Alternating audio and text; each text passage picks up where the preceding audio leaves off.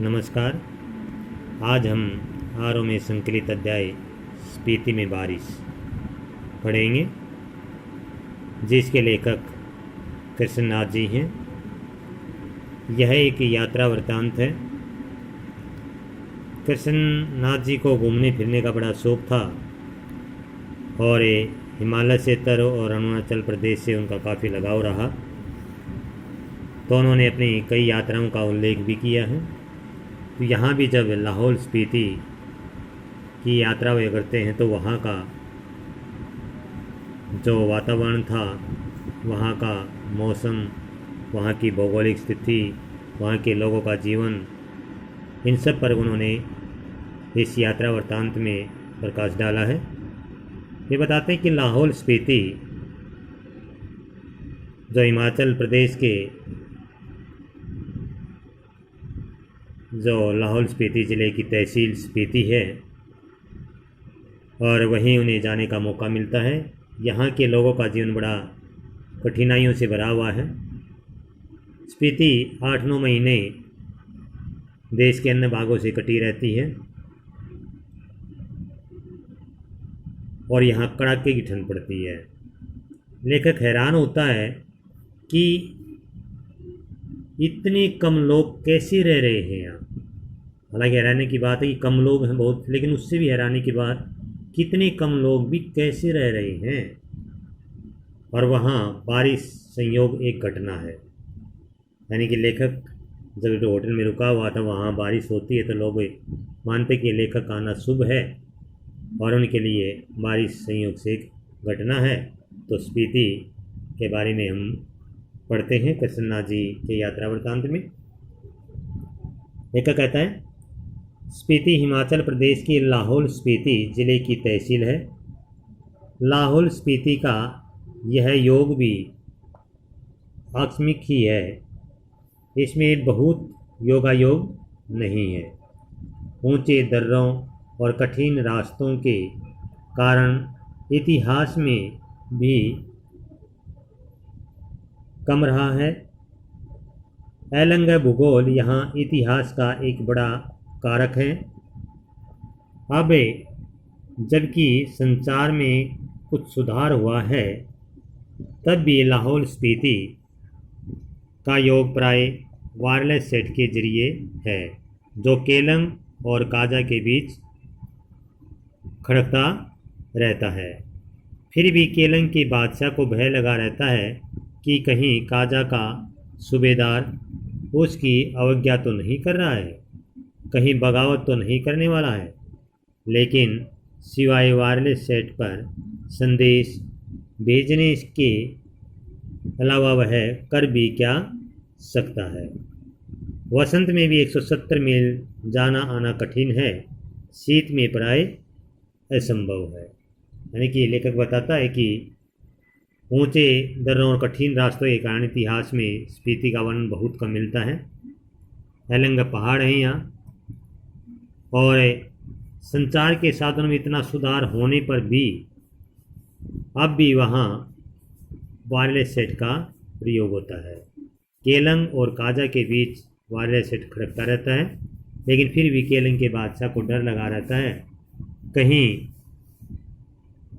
काजा का सूबेदार उनकी आज्ञा का उल्लंघन तो नहीं कर रहा है, कहीं बगावत तो नहीं कर रहा है।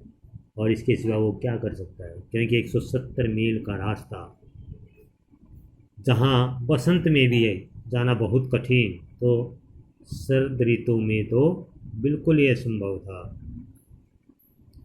प्राचीन काल में शायद स्पीति भारतीय साम्राज्यों का अनाम अंग रही है। जब ये साम्राज्य टूटे तो यह स्वतंत्र रही है। फिर मध्य युग में प्राय लद्दाख मंडल और कभी कश्मीर मंडल, कभी बुसर मंडल, कभी कुल्लू मंडल, कभी ब्रिटिश भारत के तहत रही है। तब भी प्राय स्वायत्त रही है। इसकी स्वायत्तता भूगोल ने सिरजी है। भूगोल ही इसकी रक्षा करता है, भूगोल इसका संहार भी करता है। फिर लेखक आगे कहता है कि प्राचीन काल में भी शायद भारतीय साम्राज्यों में इसका कोई नाम नहीं था। यह कभी लद्दाख मंडल में, कभी कश्मीर मंडल में, कभी बुसर मंडल में, कभी कुल्लू मंडल में और कभी ब्रिटिश भारत के तहत रही। यानी इनका वर्णन कभी कभी वहाँ मिलता है।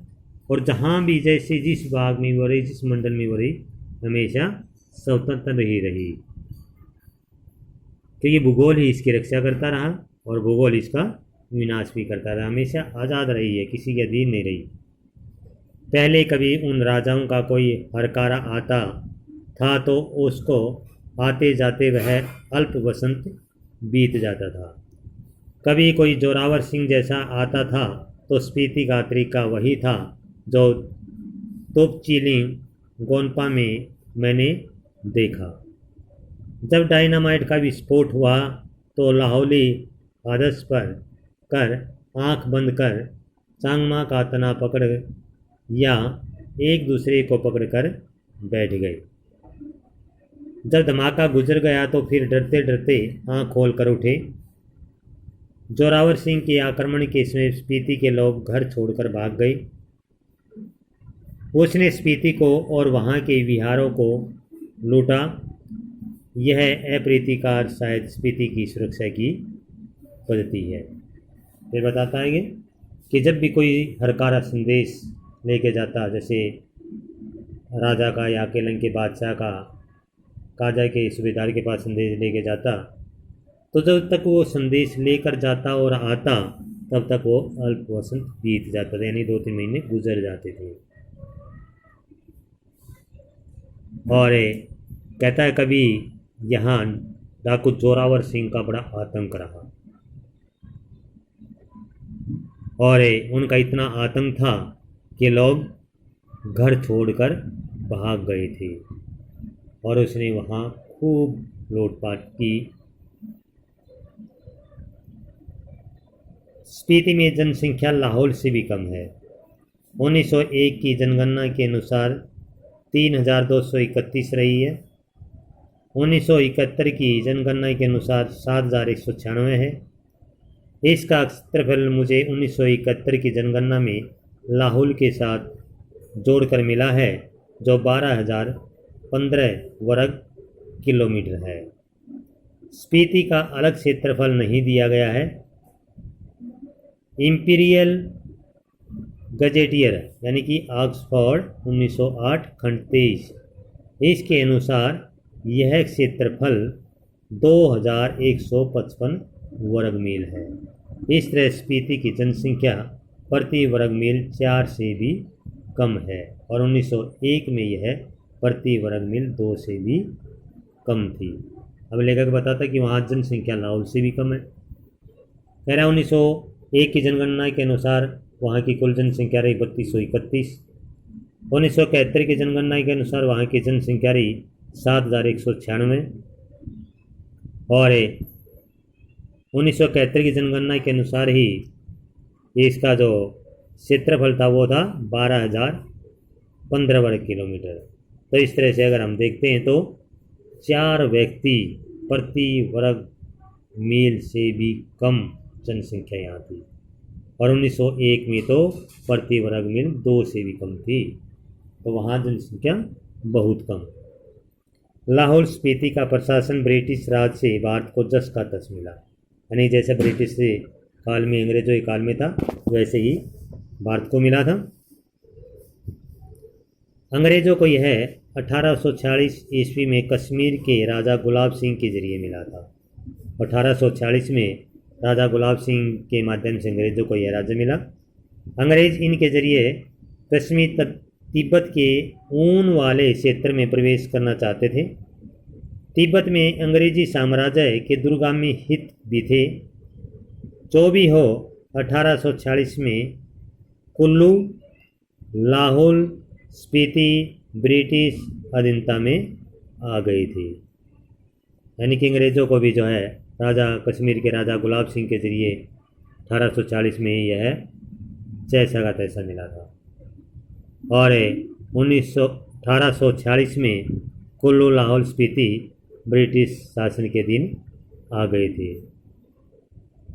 पहले सुपरिटेंडेंट के अधीन थे, फिर 1847 में वे कांगड़ा जिले में शरीक कर दिए गए। लद्दाख मंडल के दिनों में भी स्पीति का शासन नोनो द्वारा चलाया जाता था। नोनो वहाँ पर एक स्थानीय शासक होता था, छोटे मोटे झगड़े वही सुलझा लेता था। ब्रिटिश भारत में भी कुल्लू के असिस्टेंट कमिश्नर के समर्थन में यह नोनो कार्य करता था। यानी कि 1847 में जब कांगड़ा जिला में मिला दिए गए और उसमें लद्दाख मंडल के दिनों में वहाँ का जो शासन था एक नोनो के द्वारा चला जाता था और नोनो ही जो है छोटे मोटे झगड़े वहाँ सुलझा लेता था। तो इसे आगे का भाग हम अगली वीडियो में पढ़ेंगे।